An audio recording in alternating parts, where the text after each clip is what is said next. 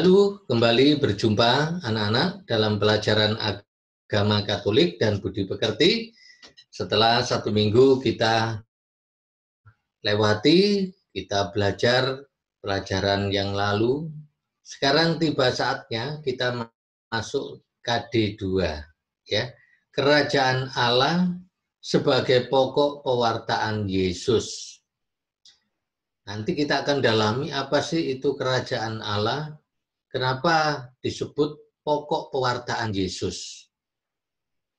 Jadi ini menjadi sentral dari apa yang kita bicarakan, yaitu tentang kerajaan Allah dan peran Yesus dalam pewartaan hidupnya. Oleh karena itu, mari anak-anak kita awali kegiatan pembelajaran ini dengan berdoa terlebih dahulu. Dalam nama Bapa dan Putra dan Roh Kudus. Amin. Allah Bapa di surga, kami mengucap syukur atas segala kebaikan dan kemurahan-Mu, karena melalui Putra-Mu yang tunggal Tuhan kami Yesus Kristus, kami Kau kenalkan, kami Kau dekatkan dengan Allah yang hidup, Allah yang berkarya di tengah-tengah dunia, dan Allah yang solider dengan manusia. Tuhan, utuslah Roh Kudus-Mu untuk mendampingi, membimbing kami, agar selama kami belajar, mendalami pelajaran agama ini, kami dapat semakin mengenal Engkau dan semakin mencintai Engkau, serta melaksanakan apa yang Kau sabdakan. Berkati ya Tuhan orang tua kami semua, agar Kau berikan selalu kesehatan, dan ampunilah dosa-dosa mereka. Kami juga berdoa agar pembelajaran ini dapat berlangsung dengan baik, kiranya Engkau tetap setia mendampingi dan menyertai kami. Akhirnya ya Tuhan, segala usaha dan rencana kami hunjukkan kehadirat-Mu, karena Engkaulah Tuhan pengantara kami. Amin. Dalam nama Bapa dan Putra dan Roh Kudus. Amin. Anak-anak kelas 8, saya sapa kalian semua di mana saja berada.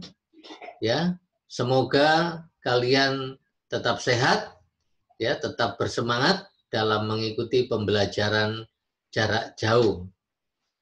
Anak-anak, setelah evaluasi saya lihat bahwa problematika pembelajaran jarak jauh kadang-kadang mengalami hambatan di dalam jaringan, maka melalui pembelajaran ini, video pembelajaran ini, Pak Kus memberikan ruang kepada kalian semua. Jika pada saat pembelajaran kalian tidak bisa hadir, kalian masih bisa mengikuti pembelajaran Pak Kus. Ya, karena ini sudah di-share di YouTube oleh Pak Kus. Jadi kalian di mana saja, siapa saja yang memiliki minat, terutama anak-anak yang kelas 8 dalam pelajaran agama Katolik dan budi pekerti, boleh bergabung dengan channel Pak Kus. Kita masuk dalam pokok pelajaran kita. Tadi sudah disampaikan Pak Kus, kita masuk pada pembelajaran KD 3.2, yaitu memahami tugas Yesus Kristus mewartakan kerajaan Allah melalui sabda dan tindakan. Anak-anak sekalian, di dalam slide ini ada gambar, Pak Kus tampilkan Yesus yang lahir di kandang, ya. Di situ ada para gembala, ada domba. Apa yang mau dikatakan oleh Pak Kus?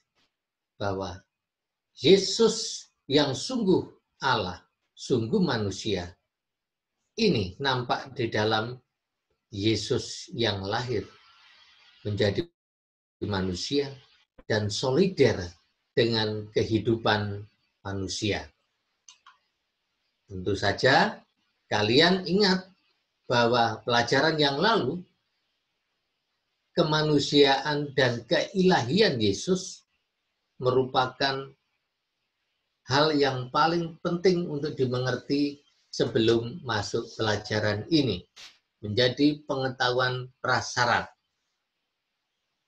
Anak-anak sekalian, indikator pencapaian kompetensi yang disajikan Pak Kus, kalian diajak untuk mendalami. Ada 6 hal. Yang pertama, menjelaskan pengertian kerajaan Allah.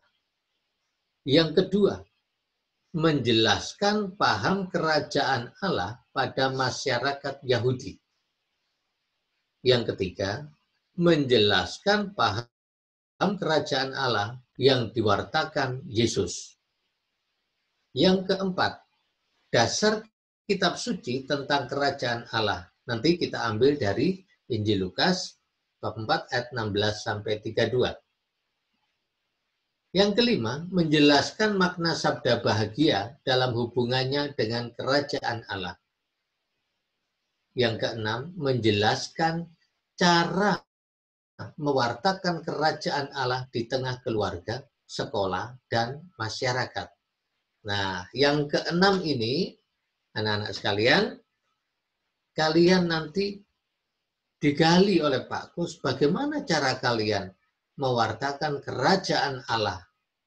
Tentu saja setelah kalian paham ya, apa itu pengertian kerajaan Allah di tengah keluarga.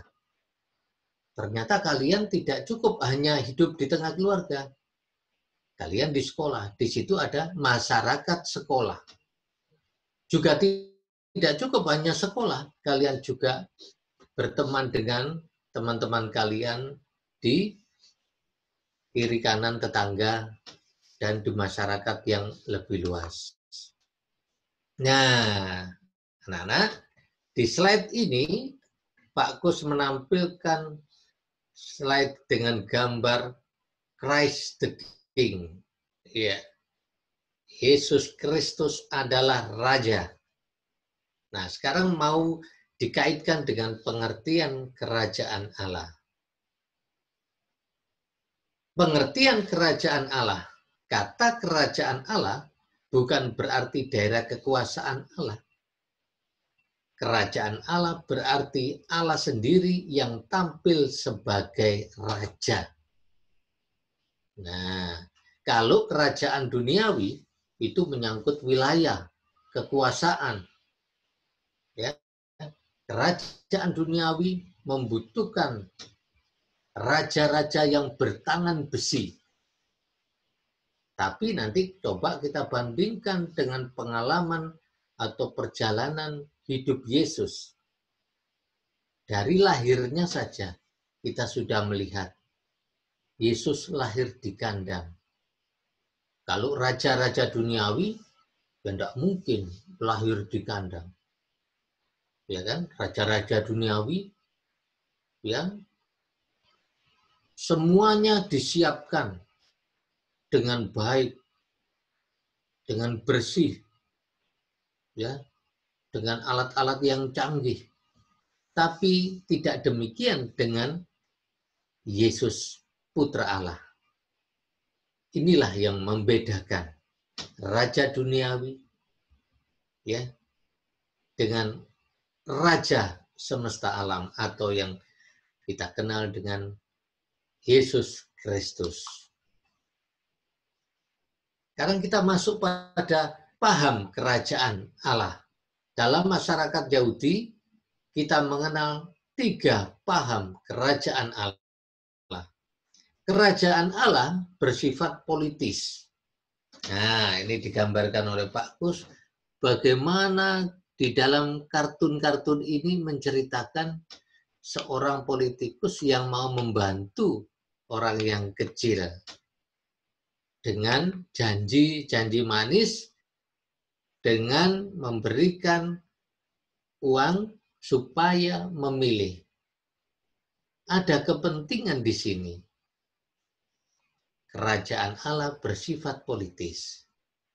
Paham ini beranggapan bahwa kerajaan Allah yang damai dan sejahtera hanya akan terwujud bila Allah tampil sebagai tokoh politik yang gagah berani. Nah, dalam pikiran masyarakat Yahudi, Allah itu ditampilkan sebagai tokoh politik yang berani memperjuangkan kemerdekaan, yang mampu memimpin bangsa Israel melawan penjajahan Romawi dan para penindas rakyat. Nah, ini. Politikus sesungguhnya panggilan ya, panggilan yang mulia seorang politikus, bertanggung jawab dan amanah. Tetapi sering dijumpai pada awalnya banyak janji baik, tapi pada akhirnya hanya untuk kepentingan diri sendiri, bukan untuk melayani rakyat, tidak lagi amanah. Ini yang sering kita lihat. Tidak amanahnya di mana? Ya, setelah menduduki suatu jabatan, banyak penyelewengan dilakukan. Sangat menyedihkan ketika terjadi banjir, dana bantuan banjir malah diambil oleh pejabat setempat. Nah, tentu saja bagaimana hati nuraninya ya, kalau kita menyaksikan saudara-saudara kita lagi tertimpa bencana alam, bantuannya kok malah diambil pejabat setempat. Loh kan, bagaimana? Tidak amanah, tidak bertanggung jawab, tidak melaksanakan panggilan melalui tugasnya. Ternyata pandangan masyarakat Yahudi waktu itu yang bersifat politis tidak demikian. Tidak ada tokoh politik yang gagah berani mampu memperjuangkan bangsa Israel melawan penjajahan. Nah,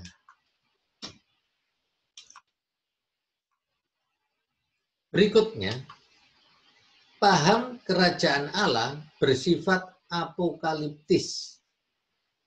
Apa ini maksudnya? Nah, ini digambarkan oleh Pak Kus, ada gunung yang besar yang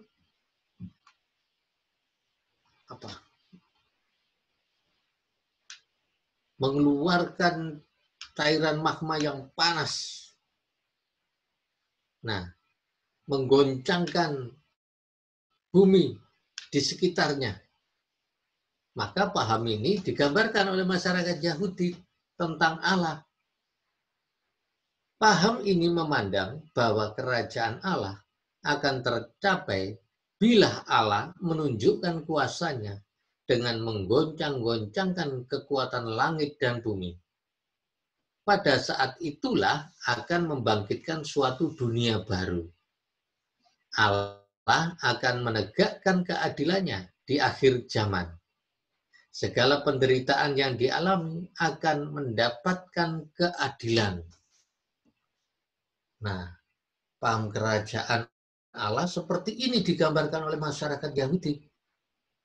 Jadi ada kekuatan yang di atas manusia sehingga itu menjadikan pengetahuan mereka bahwa akan ada juru selamat melalui peristiwa ini. Terjadi bencana alam, Allah menegakkan keadilannya. Maka kadang-kadang ada pandangan, wah orang yang mati karena ini, karena itu karena dosa. Padahal tidak demikian. Ya, Allah menegakkan keadilan dengan caranya. Ini yang digambarkan ketika memahami paham kerajaan Allah bersifat apokaliptis. Di mana paham ini memandang apa tadi? Kerajaan Allah akan tercapai bila Allah menunjukkan kuasanya dengan menggoncang-goncangkan kekuatan langit dan bumi. Ya, Allah menunjukkan keadilannya di akhir zaman nanti. Nah, yang ketiga, nah ini, paham kerajaan Allah bersifat yuridis religius. Apa maksudnya? Kalau ada kata yuridis religius berarti ada kaitannya dengan yuridis hukum, ya. Religius ya semangat spiritualitas yang tinggi. Nah, Paham ini menjelaskan bahwa Allah sudah meraja secara hukum. Sedangkan pada akhir zaman, Allah menyatakan kekuasaannya sebagai Raja semesta alam dengan menghakimi seluruh bangsa. Mereka memandang bahwa siapa yang taat dan melaksanakan hukum Taurat, maka mereka sudah menjadi warga dan mendapat bagian dalam kerajaan Allah. Nah, paham ini menjelaskan bahwa Mesias adalah tokoh agama Yahudi. Yang dimaksud yaitu para imam dan ahli Taurat. Nah ini ya, jadi gambarannya seperti itu. Paham ini menjelaskan bahwa Allah sudah meraja secara hukum dengan dikendalikan oleh siapa? Para imam dan ahli Taurat. Maka dalam perjalanan hidup Yesus, justru merekalah ya yang menentang Yesus, para imam dan ahli Taurat. Yesus dan para imam serta ahli Taurat seringkali konflik karena apa? Pandangan tentang kerajaan Allah bertentangan dengan pandangan Yesus sendiri. Allah yang solider menjadi manusia. Nah, ya seringkali tidak hanya sekali, justru Yesus akhirnya berhadapan dengan tokoh agama Yahudi, para imam dan ahli Taurat. Nah, sekarang kita masuk pada ciri kerajaan Allah yang diwartakan Yesus. Allah yang menjelma menjadi manusia, kerajaan Allah yang diwartakan sebagai pokok pewartaan Yesus, itu ada 4 cirinya. 1.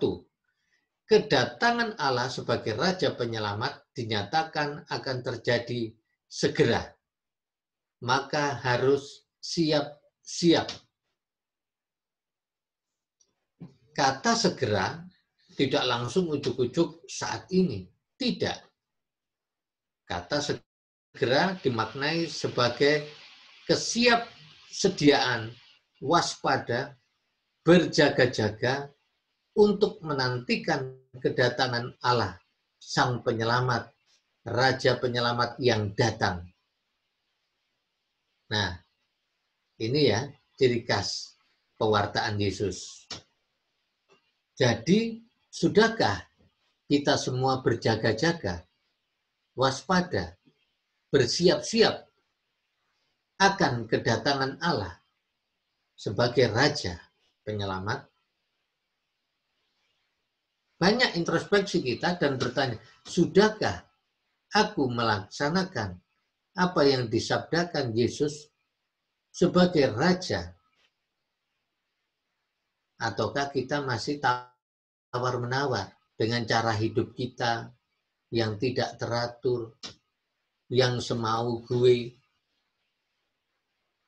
yang tidak disiplin dalam doa? Sehingga apa? Apakah kita dapat mengatakan, aku sudah siap, aku sudah berjaga-jaga? Nah, ini yang harus kita refleksikan di dalam hidup kita sehari-hari. Ciri yang kedua adalah pewartaan kerajaan Allah adalah pewartaan kerahiman Allah yang selalu memberikan pengharapan. Nah, coba kalau kita bandingkan dengan raja duniawi, kalau terjadi kesalahan, hukumannya bisa berat. Bahkan hukum mati. Tetapi ciri khas pewartaan Yesus adalah pewartaan kerahiman Allah. Apa maksudnya kerahiman Allah? Allah yang digambarkan Maha Pengampun juga diwartakan melalui hidup Yesus. Ketika Yesus disalib, ya Bapa, ampunilah mereka, karena mereka tidak tahu apa yang mereka lakukan. Oh, kalau itu raja duniawi ya sudah. Yang melakukan cara-cara yang kekerasan pasti akan dibinasakan.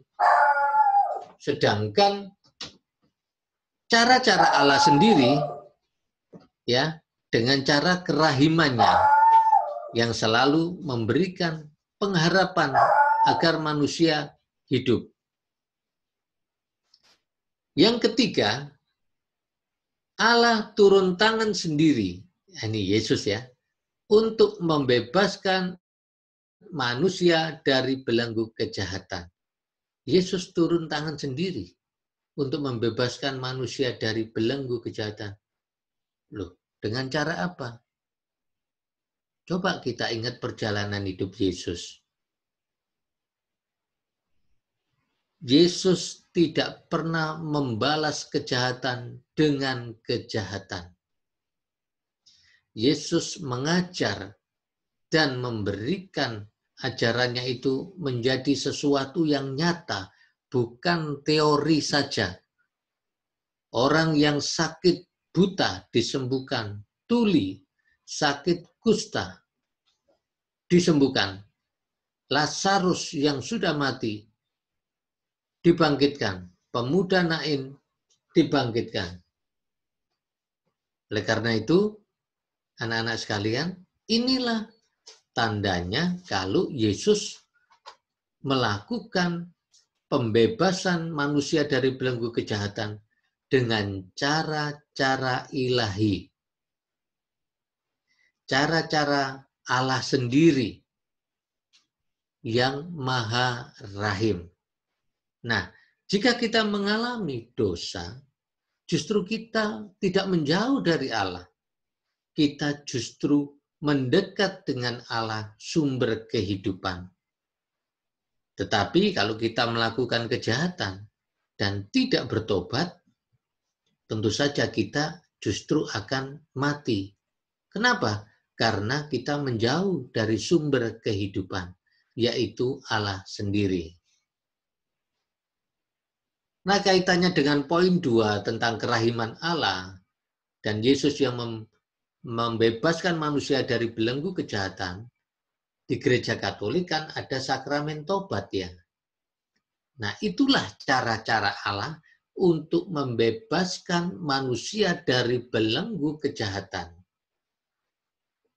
Bagaimana kita dalam hidup sehari-hari yang kadang masih berbuat dosa, melalui sakramen tobat itulah Allah mendamaikan manusia dengan Allah. Terjadi rekonsiliasi, perdamaian. Manusia kembali kepada pelukan Allah sendiri, pelukan Yesus. Oke, banyak ya. Sekarang yang keempat, ciri kerajaan Allah yang diwartakan Yesus. Pewartaan Yesus selalu memanggil dan memberikan rahmat-Nya. Dan sikap yang diharapkan Yesus adalah menerima Dia yang dinyatakan dengan perbuatan yang baik.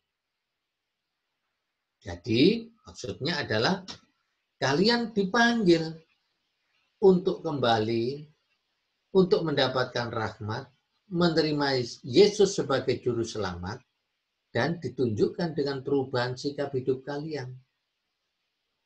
Contoh, kalau dulu malas berdoa, sekarang rajin berdoa. Kalau dulu jarang membaca kitab suci, sekarang lebih tekun membaca kitab suci. Pertanyaan Pak Gus, apakah kalian mempunyai Alkitab? Terutama yang Katolik, Kristen. Nah, kalau sudah, pertanyaan berikutnya, kapan terakhir kalian membaca kitab suci? Nah, ya toh. Jadi kita harus entah mendengarkan dari bacaan kitab suci atau membaca sendiri atau bahkan kalian mempunyai buku-buku tentang Injil-Injil itu. Bagus itu karena di situ adalah Allah bersabda, Allah berbicara kepada manusia ya melalui Alkitab, melalui penjelasan-penjelasan buku-buku yang terkait dengan Injil, kitab suci. Ya itu, penjelasan-penjelasan itu yang membuat kita mempunyai pengetahuan yang benar. Nah, di dalam Injil Lukas bab 4 ayat 16-32, di situ digambarkan sebenarnya sosok Yesus sang juru selamat. Ya, jauhnya dulu para nabi sudah meramalkan akan ada juru selamat. Maka di slide-nya Pak Kus tadi digambarkan Yesus yang lahir di kandang di Nazaret, ya, diramalkan oleh Nabi Yesaya. Nanti kalian bisa baca ya. Ingat, Lukas bab 4 ayat 16 sampai 32. Ketika itu Yesus di bait Allah membaca nas, Roh Tuhan ada padaku. Oleh sebab itu ia telah mengurapi aku untuk menyampaikan kabar baik kepada orang-orang miskin, dan ia telah mengutus aku. Ini bukan kebetulan Yesus membaca nas ini, ayat ini, tapi Allah mau menunjukkan melalui Yesus bahwa Yesuslah Roh Tuhan sendiri yang ada padanya untuk mengurapi, ya, Roh Tuhan, menyampaikan kabar baik kepada orang miskin, dan ia telah mengutus aku. Di hadapan umat yang hadir di situ, Yesus menyampaikan hal ini. Nah, jauh seperti yang digambarkan oleh masyarakat tentang paham kerajaan Allah bersifat politik, itu hanya sebuah janji. Tetapi Yesus ketika menyampaikan ini, sungguh-sungguh amanah, sungguh-sungguh bertanggung jawab. Yang disapa Yesus bukan orang-orang yang baik. Sakius, si pemungut cukai.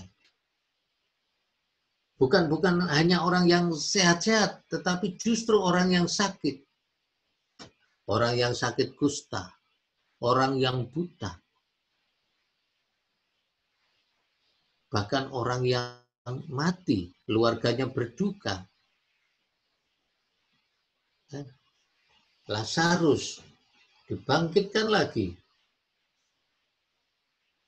Karena apa? Situasi yang dilihat Yesus, kondisi manusia, masyarakat Yahudi saat itu sungguh memprihatinkan. Maka Yesus datang untuk membebaskan orang-orang dari tawanan. Ya, orang-orang tawanan digambarkan orang-orang yang hidup dalam kesesatan. Maka juga terjadi orang-orang yang kerasukan setan. Ada juga bukan hanya sakit, kerasukan setan. Nah ini Tuhan Yesus datang untuk menyelamatkan manusia. Nah, anak-anak sekalian, kita mau melihat lagi perjalanan bagaimana cara Yesus menyapa manusia yang miskin, solider dengan mereka yang menderita.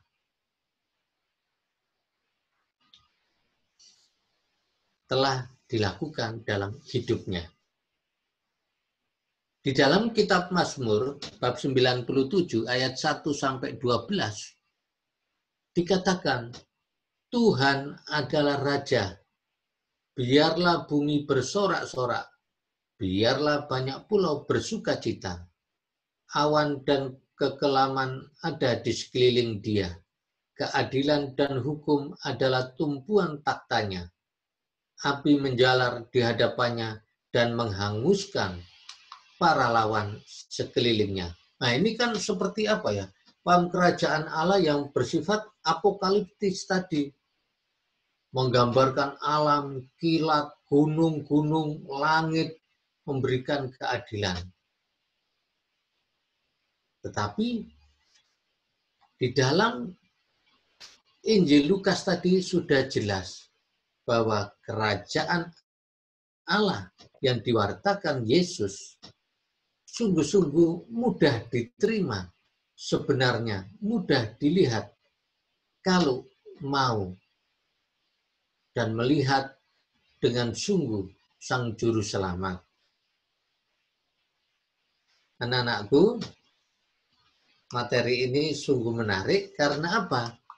Karena disinilah kita melihat apa yang dilakukan oleh Yesus. Nah, Yesus adalah Allah Raja Damai yang merajai di bumi. Ya, ketika Yesus masuk kota Yerusalem, Yesus disambut bak raja, ya, naik keledai, ya, di situ dielu-elukan. Tetapi sayangnya masyarakat, rakyat di situ tidak paham raja yang seperti apa Yesus itu. Masih digambarkan sebagai tokoh politik yang membebaskan bangsa Israel dari penjajahan, penindasan. Iya, Yesus memang akan membebaskan, tetapi bukan dengan cara-cara raja-raja duniawi. Bukan juga dengan cara-cara manusia yang membalas kejahatan dengan kejahatan. Tapi Yesus datang ke dunia untuk menyelamatkan manusia dari belenggu dosa. Yesus mengawali penyelamatan dari akarnya, yaitu dosa. Dosa inilah yang menyebabkan manusia terpisah dari Allah. Dosa dari apa saja? Kalau kita di gereja, ya, dosa dari perkataan, pikiran, dan perbuatan. Ya, ingat ya, kalau saya mengaku kepada Allah yang Maha Kuasa, kepada saudara kalian, bahwa saya telah berdosa dengan pikiran, perkataan, dan perbuatan, dan kelalaian, dan seterusnya. Nah, itulah. Kita kalau sadar, oh ya, aku berpikiran yang tidak baik. Sebenarnya dosa itu. Berkata-kata tidak baik, dosa itu. Apalagi berbuat yang tidak baik, juga dosa. Ya. Penderitaan manusia akibat kejahatan manusia, penindasan, korupsi, pembunuhan, pemerkosaan, perkelahian, dan lain-lain, merupakan situasi dosa. Maka Yesus memanggil manusia yang berdosa untuk bertobat dan kembali kepadanya agar manusia selamat. Jangan menjauh dari Allah. Saat kita bertobat, justru rahmat Allah ada pada diri kita. Nah, anak-anak, mari kita dengan rendah hati, kalau kita menyadari masih ada kesalahan, kekurangan di dalam hidup kita, justru kita harus rajin-rajin dengan rendah hati mohon ampun kepada Tuhan. Karena tadi, ciri kerajaan Allah yang diwartakan Yesus adalah harus berjaga-jaga untuk menantikan kedatangan kerajaan Allah sendiri. Nah, di dalam materi ini juga disinggung tentang 8 sabda bahagia. Ya, nanti bisa dilihat tentang 8 sabda bahagia itu apa. Tidak terlalu dalam dijelaskan, tetapi intinya anak-anak, kutipannya ini. Berbahagialah hai kamu yang miskin, karena kamulah yang mempunyai kerajaan Allah. Berbahagialah hai kamu sekarang ini lapar, karena kamu akan dipuaskan. Berbahagialah hai kamu yang sekarang ini menangis, karena kamu akan tertawa. Apa yang mau disampaikan? Di balik kata-kata Yesus, berbahagialah orang yang miskin, miskin kok bahagia. Berbahagialah kamu yang sekarang lapar. Lapar kok Yesus menyebut bahagia. Ya kan? Lebih dari sekedar kita lapar, menahan rasa lapar. Yesus mau memberikan pengharapan di balik kata-katanya, sapaannya tadi kepada mereka yang lapar, miskin, sengsara, tak berdaya. Karena Yesus melihat apa yang dialami mereka karena kejujurannya, mereka mengalami penderitaannya. Ya, bagaimana dia harus bisa makan? Ya, kalau tidak punya uang. Tetapi dia tidak mau mencuri. Dia punya keinginan untuk memiliki ini, itu, tetapi kebutuhan banyak untuk mencukupi keluarganya. Itu pun masih tidak cukup. Tetapi dia melakukan dengan cara-cara yang benar. Dia tidak mencuri, tidak begal kepada sesamanya, berani bekerja keras, menderita, kerja pagi sampai malam, walaupun gajinya mungkin di bawah standar. Justru inilah cara-cara yang benar di hadapan Allah, inilah mereka akan mendapatkan keselamatan dibandingkan dengan tadi orang-orang yang sudah mencapai tujuannya setelah mendapatkan apa yang diinginkannya sebagai pejabat, tidak amanah, tidak bertanggung jawab, justru membuat orang-orang yang mempercayakan tadi memilih dia dalam pemilihan, misalnya pemilihan umum, pemilihan pilkada, ternyata hanya dijanjikan janji-janji palsu. Sedangkan yang miskin tadi, untuk mendapatkan sesuap nasi aja harus bekerja keras. Bahkan tidak jarang ya, di tayangan video atau YouTube, Pak Kus pernah melihat orang mencari makan dari atau mengais dari sampah di zaman seperti ini. Jadi makanan-makanan basi dimakan. Sementara orang yang berkelimangan harta tidak punya hati. Hatinya yang buta. Mungkin dia bisa menikmati kemewahan dunia, tetapi ini yang sangat membuat dirinya terbelenggu dengan kekayaan. Artinya dosa. Harta membelenggu, jabatan, kedudukan membelenggu orang untuk berbuat baik. Anak-anak sekalian, maka sapaan Yesus kepada orang yang miskin, lapar, sengsara, dan menderita itu menjadi kekuatan jika kita memahaminya dengan benar. Karena Yesus memang menyelamatkan manusia. Nah, di gambar ini kita melihat perjalanan hidup Yesus. Yesus lahir, dalam perjalanan dia menjadi dewasa.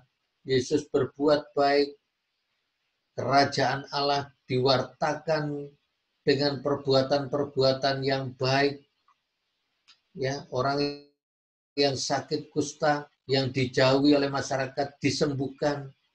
Orang yang buta dibuat melek sehingga dia bergembira karena bisa melihat lagi.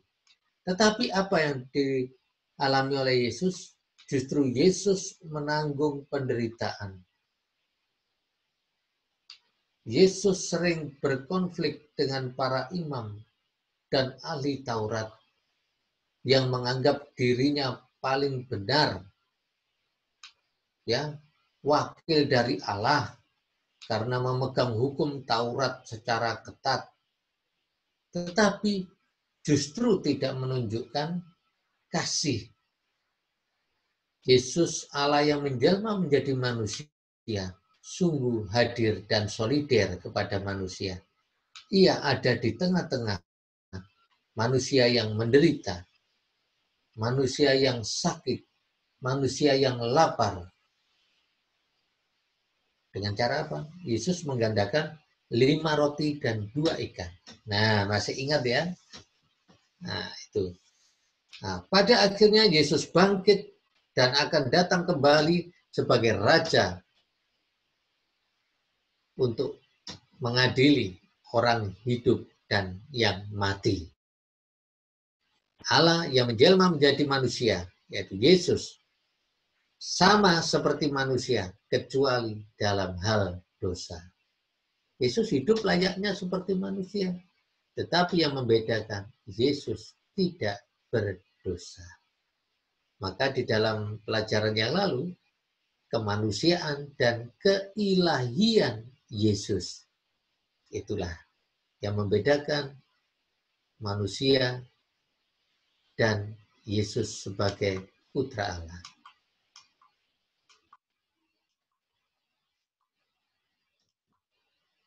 Nah, simpulannya, Yesus adalah Raja yang rela menjadi hina, kecil, miskin, dan menderita.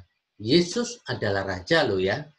Ia hadir di tengah-tengah manusia, berjuang dan menjadi jalan keselamatan bagi orang yang percaya kepadanya. Apakah kita percaya kepada Yesus? Lalu apa yang kita lakukan? Sudahkah kita sebanyak mungkin berbuat baik? Nah, jika belum, mari kita sama-sama mewujudkan, mempraktekkan, mengamalkan ajaran kasih yang diwartakan Yesus.